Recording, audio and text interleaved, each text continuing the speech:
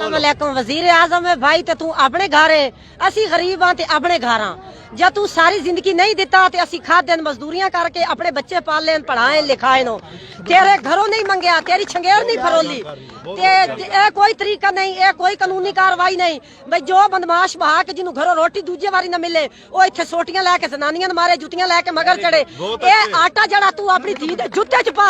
अपनी रन दे खप्पे च पा इहो जे आटा सन नहीं चाहिदा सन इज्जत दी जरूरत है असी कणक वंड लैने बर्तन धो लैने लोकां दे बर्तन धो लैने अपने हत्थां दी मेहनत कर लैने कोई बखैरती असी नहीं जा सकते ए बखैरती सन नहीं चाहिए सन इंसाफ चाहिए आटा मिले चाहे ना मिले दू जहानी ना मिले कणक वंड लसा